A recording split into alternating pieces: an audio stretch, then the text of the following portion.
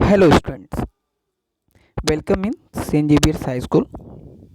मैं विनय पांडे आज आप लोगों को कंप्यूटर पढ़ाऊंगा।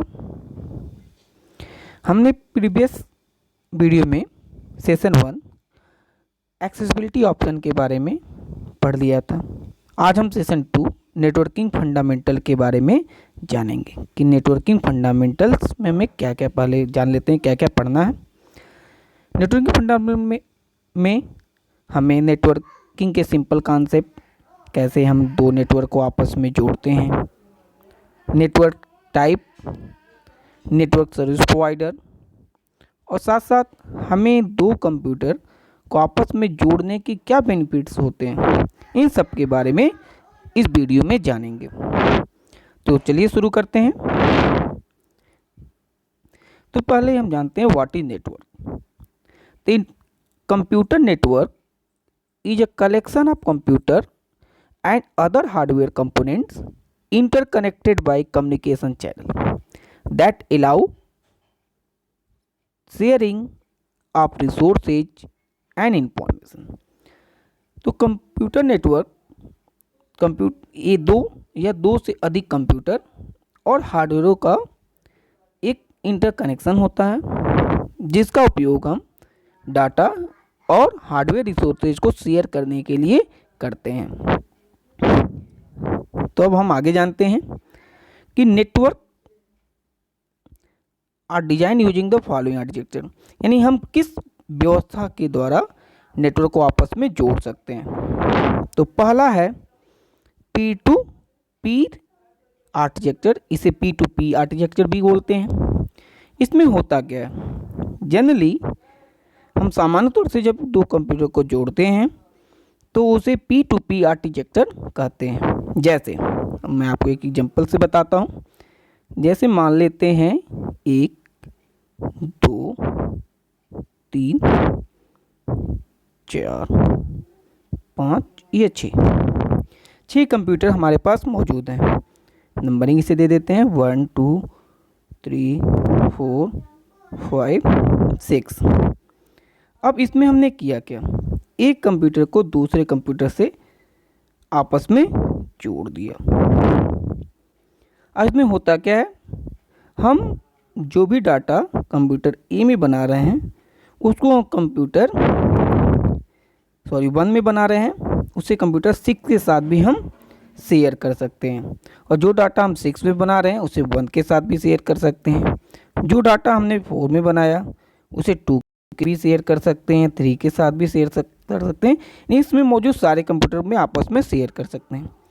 इसमें कोई एक मेन कंप्यूटर जिसे सर्वर कहते हैं नहीं होता, सभी आपस में इंडिविजुअल वर्क करते हैं और एक दूसरे से जुड़े होते हैं और अपने डाटा को आसानी से शेयर करते हैं। तो सामान्य तौर से हम पी टू पी आर्किटेक्चर का इस्तेमाल करते हैं जिसमें हर एक कंप्यूटर इंडिविजुअल होता है, उसके पास अपना वर्क होता है, साथ ही साथ वह दूसरे जुड़े हुए कंप्यूटरों के साथ अपने डाटा को शेयर भी कर सकता है ज़रूरत पड़ने पे, या अपने हार्डवेयर डिवाइसों को भी शेयर कर सकता है।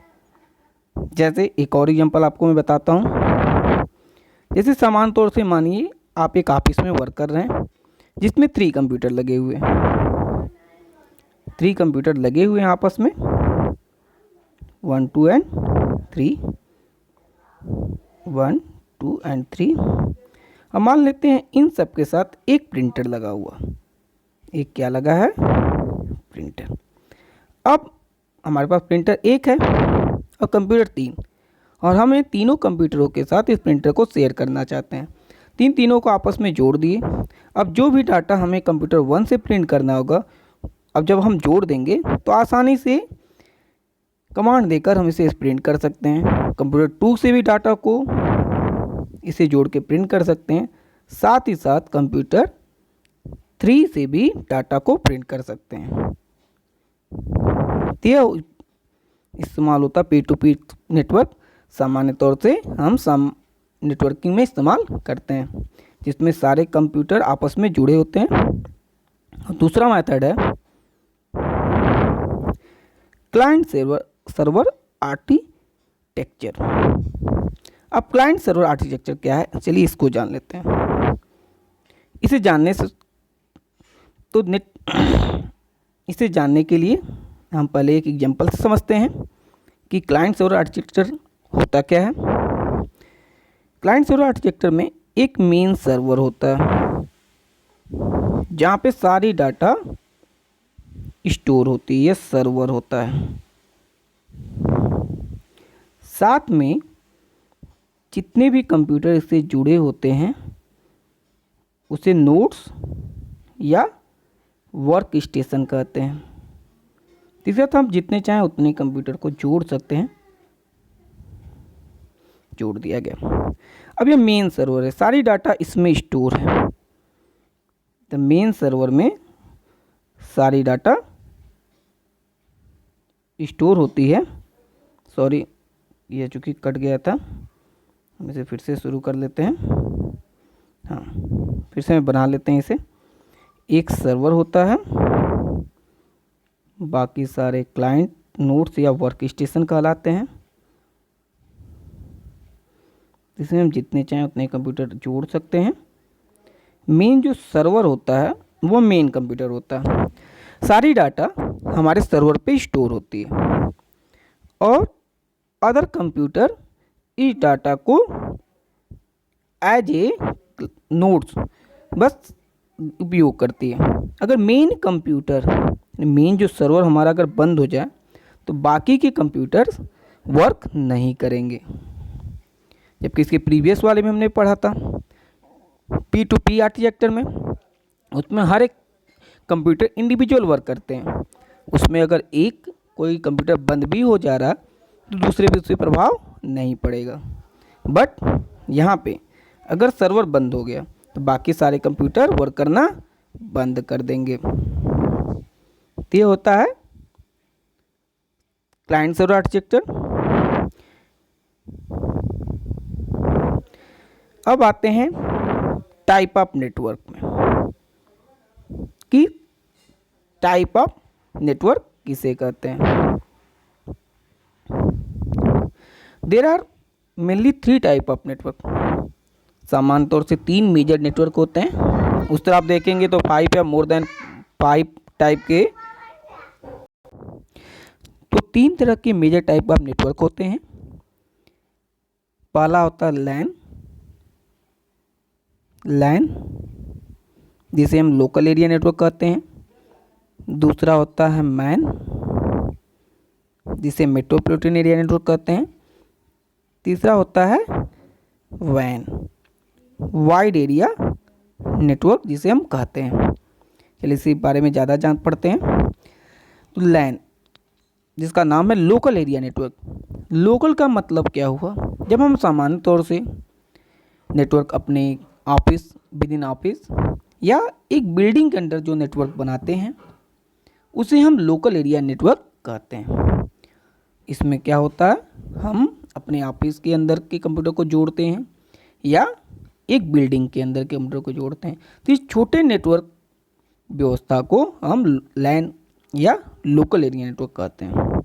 मैन, मेट्रोपॉलिटन एरिया नेटवर्क, इसमें हम पूरे शहर को, एक स्मॉल या एक टाउन को जब हम जोड़ते हैं तो हम क्या कहते हैं इसे, मैन, मेट्रोपॉलिटन एरिया नेटवर्क। जैसे एक सिंपल इसका एग्जांपल है केबल टेलीविज़न। केबल टेलीविज़न में हम जानते हैं कि केबल सर्विस पूरे शहर के टीवी चैनल्स को जोड़ता है, जिसके द्वारा हम बहुत सारे प्रोग्राम देखते हैं। तो एक बेहतर उदाहरण है मैन का। यानी जब हम पूरे शहर को किसी नेटवर्क के माध्यम से जोड़ लेते हैं तो उसे मेट्रोपॉलिटन एरिया नेटवर्क कहते हैं। और लास्ट है वैन, वाइड एरिया नेटवर्क। जब हम 2 या 2 से अधिक शहरों को आपस में जोड़ते हैं या 2 या 2 से अधिक देशों को जोड़ लेते हैं तो उस एरिया को, आप नेटवर्क को वाइड एरिया नेटवर्क कहते हैं। जब 2 से अधिक शहरों को या 2 देशों को आपस में जिस नेटवर्क के थ्रू जोड़ते हैं उसे हम क्या कहते हैं, वाइड एरिया नेटवर्क। और वह नेटवर्क जो इन सभी नेटवर्कों को आपस में जोड़ देता है उसे हम कहते हैं इंटरनेट। इसीलिए इंटरनेट को नेटवर्क ऑफ नेटवर्क भी कहते हैं। वो सारी नेटवर्कों को आपस में जोड़ देता है। आगे हम उसके बारे में ही पढ़ेंगे। तो नेक्स्ट टॉपिक हम देख लेते हैं। तो लोकल एरिया नेटवर्क किससे कहते हैं? Local area network is one which connect computer and devices in a limited geographical area such as home, school, computer library, office, building, closely positions, group and buildings को। और wide area network किसे कहते हैं? Wide area network is one which cover a broad area that link across metropolitan regions और national boundaries. The internet is the most popular one and used by the businessmen, government, non-profit organization, etc. Next है internet. जैसे मैंने पहले बताया है, internet को हम network of network या ग्लोबल नेटवर्क कहते हैं। तो इंटरनेट पढ़ने से पहले हम इंटरनेट के बारे में जान लेते हैं। एब्रीविएशन इसका क्या होता है? इसको हम लिखते हैं इंटर नेट। ये दो शब्दों से बना इंटर, सॉरी यहाँ आर लिखना भूल गया मैं, इंटर एंड नेट से। इंटर का मतलब होता है इंटरनेशनल और नेट का मतलब होता है नेटवर्क। यानी इंटरनेशनल नेटवर्क या ग्लोबल नेटवर्क को हम इंटरनेट कहते हैं। तो इंटरनेट क्या है? Internet is a global network of interconnected computer network that are use the standard internet protocol suites to serve billions of users worldwide। पूरे वर्ल्ड को जो जोड़ने का काम करता है। इसे नेटवर्क ऑफ नेटवर्क भी कहते हैं। इसे क्या कहते हैं? नेटवर्क ऑफ नेटवर्क भी कहते हैं। That consist millions of private, public, academic, business and government network को जो जोड़ता है। आज के समय में इंटरनेट एक बेहतर ऑप्शन है जिसके द्वारा हम अपनी डाटा, अपनी बातों को एक दूसरे से शेयर करते हैं। जैसे वीडियो भी आप तक पहुंच रहा है इंटरनेट कनेक्शन की वजह से, ताकि हम इंटरनेट के माध्यम से एक दूसरे से जुड़े हुए हैं और हम आसानी से अपनी बातों को आप तक पहुंचा रहे हैं। नेक्स्ट टॉपिक है वर्ल्ड वाइड वेब। चलिए वर्ल्ड वाइड वेब के बारे में जान लेते हैं कि वर्ल्ड वाइड वेब होता क्या है। पहले इसके थोड़ी हिस्ट्री के बारे में जान लें। वर्ल्ड वाइड वेब को टिम बर्नर्स-ली ने बनाया था। कब बनाया था? 1900, इसको फिर से लिख लेते हैं, 1989 में, और ये एग्जीक्यूट हो गया था 1990 में। कहीं कहीं ये आपको 1991 भी लिखा मिलेगा। तो ये 1990 में एग्जीक्यूट कर दिया गया था।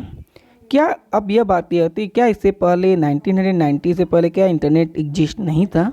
उससे पहले भी इंटरनेट था, बट वह एज ए नेटवर्क के रूप में काम करता था। जब तक वर्ल्ड वाइड वेब की खोज टिम बर्नर्स-ली ने नहीं की थी, उससे पहले सारे नेटवर्क इंडिविजुअल आपस में वर्क करते थे। क्योंकि मैंने इससे प्रीवियस वीडियो में आपको बताया था कि इंटरनेट की खोज डिपार्टमेंट ऑफ डिफेंस अमेरिका में हो चुका था। इंटरनेट की खोज डिपार्टमेंट ऑफ डिफेंस ने सेकेंड वर्ल्ड वॉर के समय ही खोज लिया था। इसका उस समय उपयोग अमेरिकी सैनिकों द्वारा अपनी इंफॉर्मेशन को अदर मिलिट्री कैंपों तक पहुंचाने के लिए किया जाता था। और इसमें एक बेहतर खोज 1969 में की गई थी, जब ARPA नेट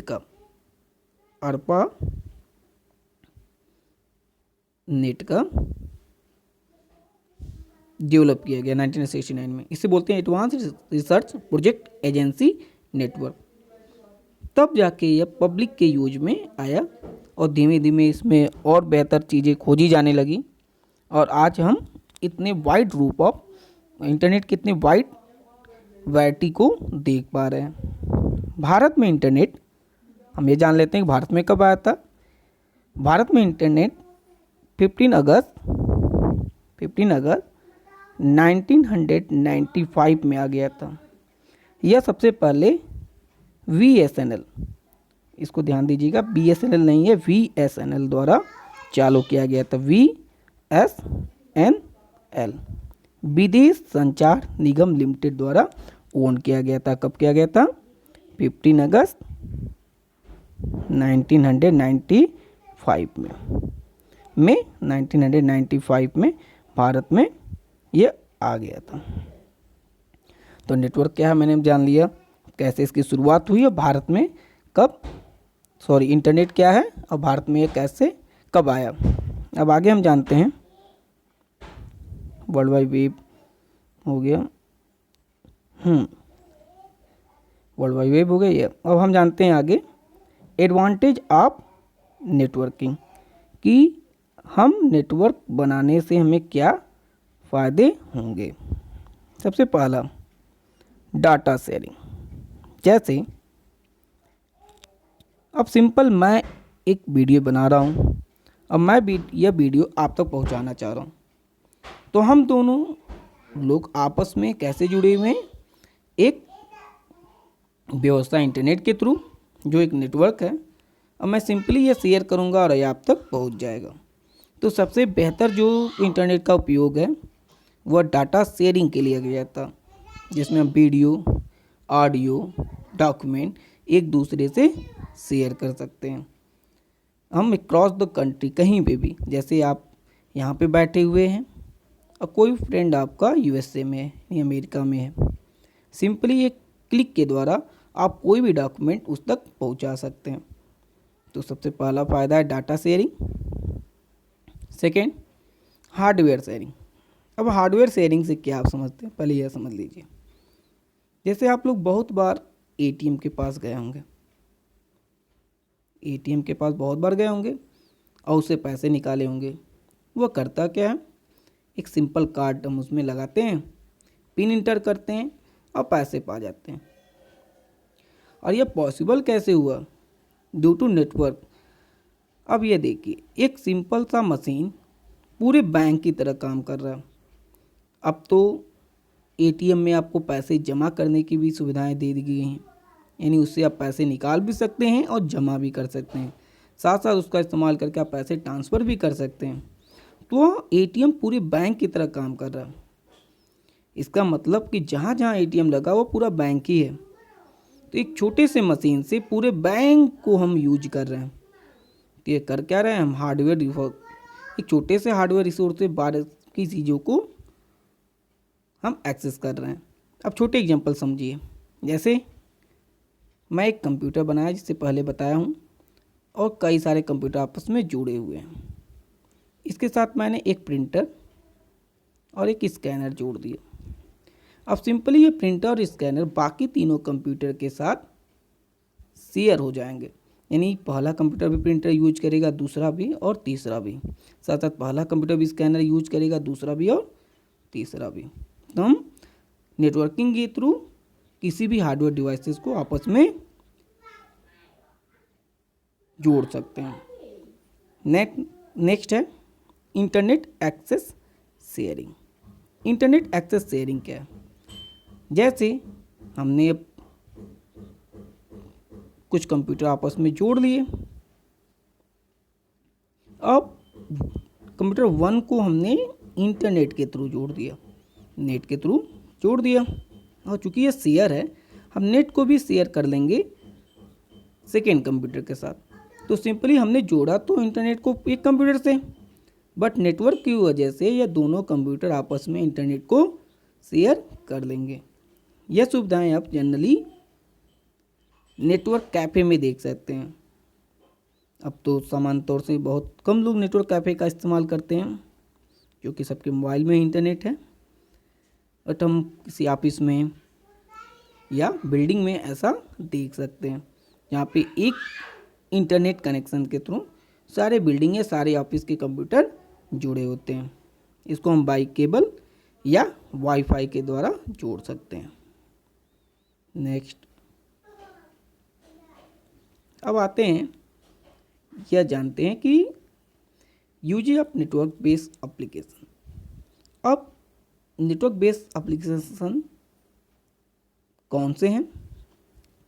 अब नेटवर्क बेस्ड एप्लीकेशन है वेब ब्राउज़र। वेब ब्राउज़र करता क्या है? इंटरनेट या वेब, इंटरनेट की पूरी स्ट्रक्चर को हम वेब बोलते हैं। वेब में एक जाल, क्योंकि नेटवर्क एक जाल की तरह काम करता है। तो इसे हम करते क्या हैं? इसको हम एक्सेस करने के लिए वेब ब्राउज़र का इस्तेमाल करते हैं। इसको इस्तेमाल करने के लिए हम वेब ब्राउज़र का इस्तेमाल करते हैं, यूज करने के लिए, सॉरी। देन ईमेल एप्लीकेशन द्वारा हम एक दूसरे से ईमेल भेजते हैं। चैट एप्लीकेशन द्वारा जैसे व्हाट्सएप, गूगल टॉक एक्सेट्रा से हम अपनी बातों को से चैट करते हैं। देन ऑडियो एंड वीडियो द्वारा भी एक दूसरे से चैट करते हैं। नेक्स्ट है गेटिंग एक्सेस ऑफ इंटरनेट। अब इंटरनेट हम चला रहे हैं, तो चलाते कैसे हैं? तो इंटरनेट चलाने के लिए हमें सबसे पहले एक सर्विस प्रोवाइडर की ज़रूरत होती है। सर्विस प्रोवाइडर करता क्या है? सर्विस प्रोवाइडर हमें इंटरनेट की सुविधा प्रोवाइड करता है, जिससे द्वारा हम इंटरनेट चला पाते हैं। जैसे आप अपने फ़ोन में कोई सिम लगाए होंगे, जैसे जियो, एयरटेल या एक्सेट्रा किसी भी कंपनी का, वो सर्विस प्रोवाइडर है जो आपको इंटरनेट की सर्विस प्रोवाइड करती हैं। इसे बोलते हैं internet service provider. Internet service provider या ISP कहते हैं। ये बहुत सारे हैं, जैसे Bharat Sanchar Nigam limited, BSNL, Airtel, Vodafone, Tata Docomo etcetera. अब वोडाफोन एंड टाटा डोकोमो तो बंद हो चुका है, फिलहाल वोडाफोन, एयरटेल वर्क कर रहे हैं, और BSNL और जियो आ चुका है। ये सारे इंटरनेट सर्विस प्रोवाइडर हैं जिसके द्वारा हम इंटरनेट चलाते हैं। इंटरनेट सर्विस प्रोवाइडर है क्या? एक ऐसी ऑर्गेनाइजेशन जो हमें इंटरनेट चलाने की सुविधा देती है, उसे हम इंटरनेट सर्विस प्रोवाइडर कहते हैं। इसे हम कई माध्यमों से जोड़ सकते हैं, चाहे तो वायरलेस के द्वारा जोड़ सकते हैं, केबल से जोड़ सकते हैं, एक्सेट्रा से। अब एक वर्ड यहाँ पे दिया है मॉडेम, इसको हम जान लेते हैं कि मॉडेम क्या होता है। मॉडेम का फुल फॉर्म होता है मॉड्यूलेटर एंड डीमॉड्यूलेटर कहलाता है। इसका वर्क क्या होता है? जैसे हम जानते हैं कि सिग्नल दो तरह के होते हैं, analog and digital. Analog signal and digital signal. तो हमारा कंप्यूटर डिजिटल सिग्नल को समझता है, और जो हम सिग्नल जो भेजते हैं केबल के थ्रू, वो एनालॉग सिग्नल है। तो मॉडेम का वर्क होता है कि एनालॉग सिग्नल को डिजिटल सिग्नल में कन्वर्ट करना और डिजिटल को एनालॉग को डिजिटल में कन्वर्ट करना और डिजिटल को एनालॉग में कन्वर्ट करना। यह वर्क होता है मॉडेम का। मॉडेम होता क्या है? इसीलिए इसे कहते हैं मॉड्यूलेटर एंड डीमॉड्यूलेटर। यह एनालॉग सिग्नल को मॉड्यूलेट करता है और फिर डीमॉड्यूलेट करता है डिजिटल सिग्नल में। आगे जान लेते हैं टाइप ऑफ इंटरनेट कनेक्टिविटी। अब हम किस किस कनेक्टिविटी माध्यम से इंटरनेट को से जुड़ते हैं? सबसे पहला है डायल-अप कनेक्शन, जो वायर द्वारा होता है। Then 3G wireless, WiMAX wireless and wifi wireless technology. ये सारी टेक्नोलॉजी हैं या इंटरनेट कनेक्टिविटी है जिसके द्वारा हम इंटरनेट के थ्रू जुड़ जाते हैं। तो सबसे पहला जानते हैं डायल अप कनेक्शन। अब ये एक तरह से विलुप्त हो चुका है, मैं क्यों कर रहा हूँ, क्योंकि यह पुरानी व्यवस्थाएं थी जो कि बहुत कम इस्तेमाल होती हैं आज के समय में। इसमें हम सामान्य पब्लिक जो टेलीफोन होते थे, पब्लिक टेलीफोन जो कि आपके कभी घर पे होंगे भी या यूज करते रहे होंगे, तो पब्लिक टेलीफोन के थ्रू हम सर्विस प्रोवाइडर कंपनियां कुछ होती थी, जैसे सत्यम करके एक कंपनी हुआ करती थी। यह हमें इंटरनेट की सर्विस देती थी और यह सर्विस हमें मिलता किससे था, हमें बीएसएनएल के फ़ोन पे हमें यह सर्विस मिलती थी। इसके लिए हम करते क्या थे, हमें इसके लिए एक यूजर नेम और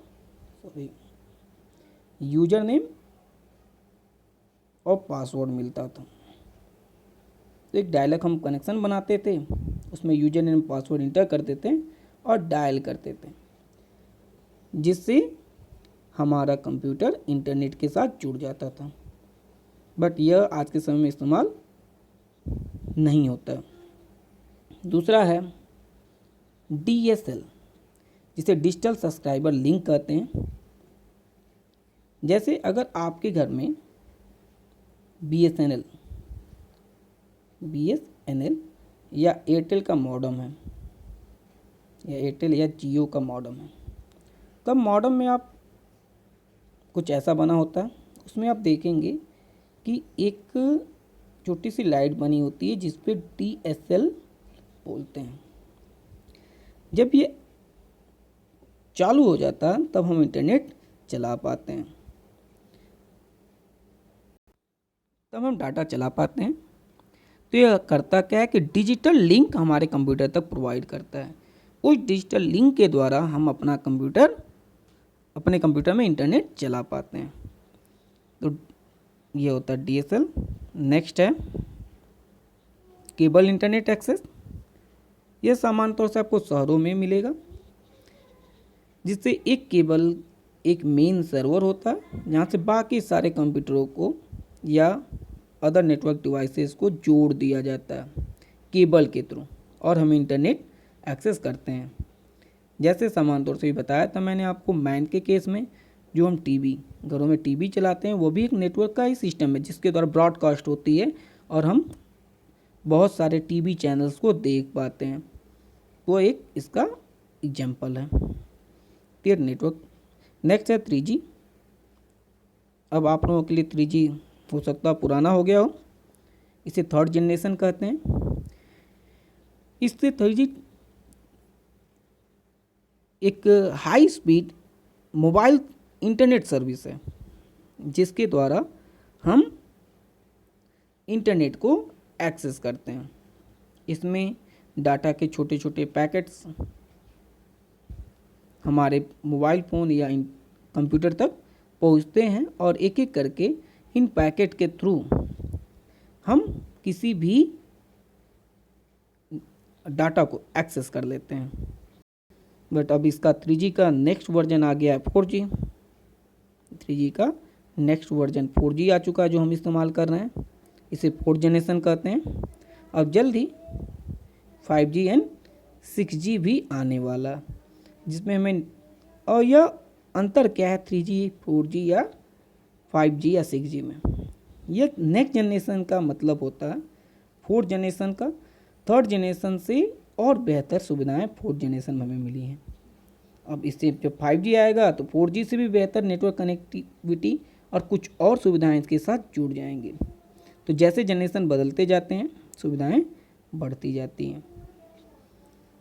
आगे जानते हैं WiMAX कि WiMAX क्या है। WiMAX को हम बोलते हैं world wide interoperability for microwave access. एक यह वाईफाई यानी वायरलेस टेक्नोलॉजी का ही एक बेहतर माध्यम है WiMAX, जिसके द्वारा हम इंटरनेट एक्सेस करते हैं यह हाई पावर ब्रॉडबैंड कनेक्शन होता है। यह क्या होता है? यह होता है provide mobile broadband connectivity across city and across through out the office sector. इसकी रेंज वाईफाई की अपेक्षा ज़्यादा होती है। इसकी रेंज क्या होती है? वाईफाई की अपेक्षा ज़्यादा होती है।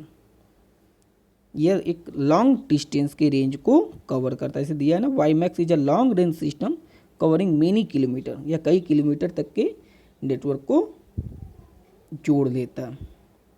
यह भी वाईफाई की तरह है, बट इसकी स्पीड बेहतर होती है, साथ साथ इसकी कनेक्टिविटी रेंज भी अधिक होती है, 10 किलोमीटर तक हो सकती है।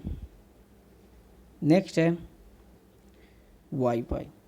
वाईफाई को हम एब्रिवेट करते हैं वायरलेस फिडेलिटी से, वायरलेस फिडेलिटी।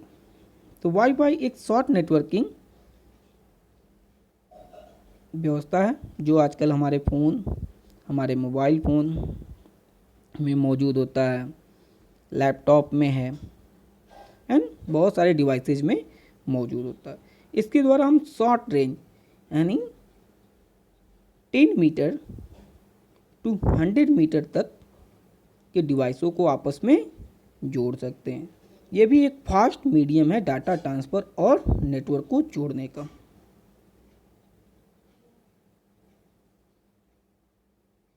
अब हम आगे पढ़ते हैं डाटा ट्रांसफ़र ऑन इंटरनेट। तो डाटा ट्रांसफ़र ऑन इंटरनेट के बारे में जान लेते हैं कि इंटरनेट पे डाटा ट्रांसफ़र कैसे होती है। अब जैसे जानते हैं कि जैसे मैंने अभी ये वीडियो बनाया, ये वीडियो हो सकता है 100 MB से 200 MB का हो। अब इतनी सारे डाटा को एक साथ हम भेज पाना संभव नहीं होता है।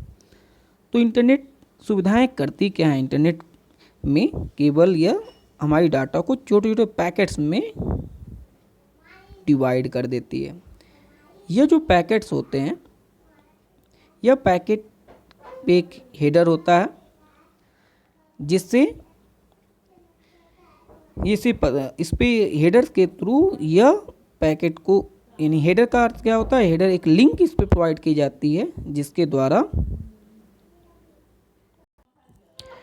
हेडर पे एक लिंक होती है जिसके द्वारा इससे यह बताया जाता है कि इस पैकेट और डाटा को किसने बनाया है और इसे जाना कहाँ है।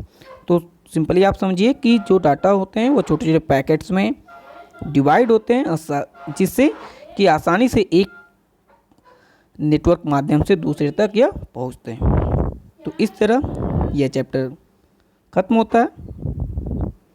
अब इससे रिलेटेड कुछ क्वेश्चन मैं व्हाट्सएप ग्रुप में दूंगा जिसे आप लोगों को सॉल्व करके देने हैं। धन्यवाद।